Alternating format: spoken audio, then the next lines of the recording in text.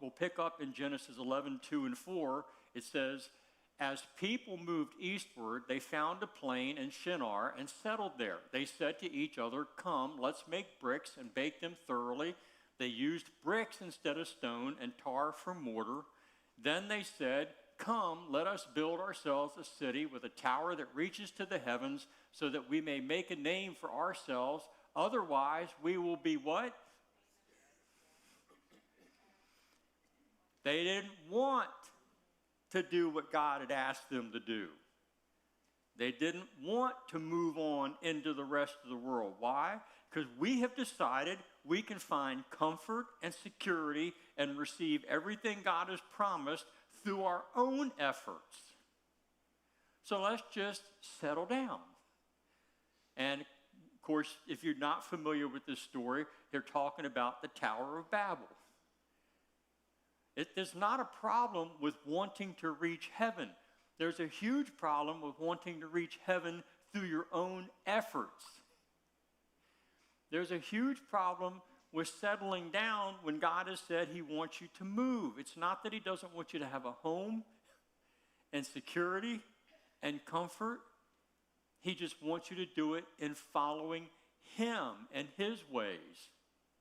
They decided, we're not moving any farther than this. Okay, God, we listened to you. We left the garden like you told us to because you closed it down. We really didn't have a choice. So now we're over here, but this is it. We've moved. We've been obedient. This is as far as we're going. None of us have ever had that problem, have we? So we're fine. Thank you very much. Now we've got it. We'll take it on our own. So we'll make some bricks, and we'll find some mortar, and we'll make a city where we can be comfortable and secure.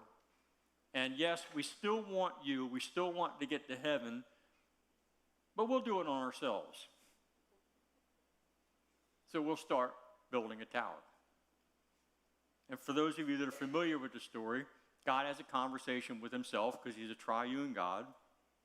And he says, listen, if these fools can put this much effort and this much unity into what they're doing, there's nothing they can't accomplish. I don't think that was a statement meaning God was afraid of what they were going to accomplish. I think it was a statement of how far away from God they could get if they put their minds and hearts into doing it. And so if you remember the story, God decides to take action. And so he comes down, we can see it in verse 8 here.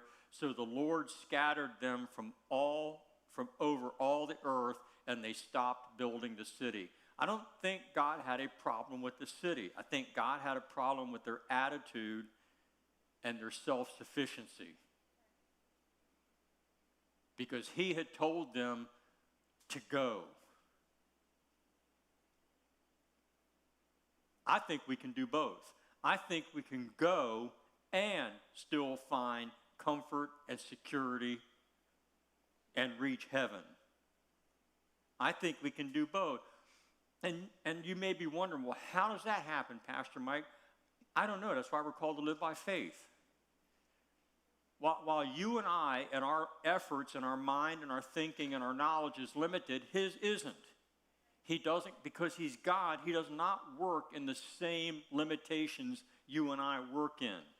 Our job is to trust him as God and begin to understand that he is capable of doing whatever he has set out to do, even when it doesn't make sense to our limited knowledge and ways, and trust him that by going, we can have those things. He's promised us. I told you last week, he is a God of blessing. Didn't I share that with you last week? He is a God of blessing. His nature is to bless. He wants to bless you.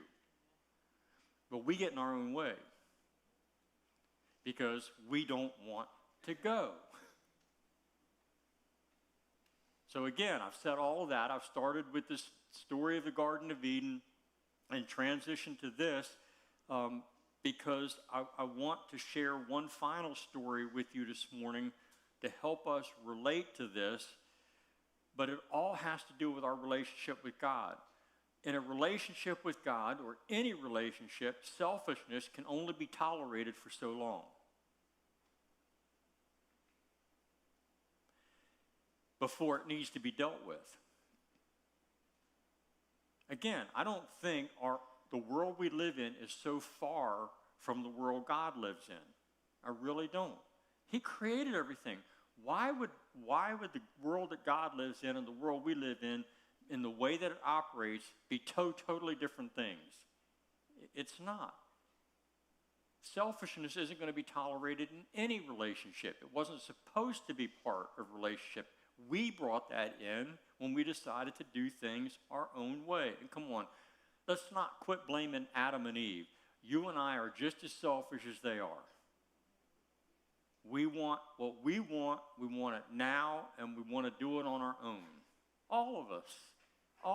We're all in the same boat. There's nobody better than you. There's nobody better I'm not better than you. You're not better than me. We're all pretty much on the same playing field in our selfish lives. We want what we want. But we have to transition over and realize that selfishness in any relationship can only be tolerated so long. God will not tolerate our selfishness indefinitely. Eventually, he will step in. Eventually, he will say, okay, I see what's going on. Let's go down and change things up. Let's close the garden. Let's tear the tower down. I mean, he's God. He can do what he wants. And I don't mean to imply that he does things maliciously.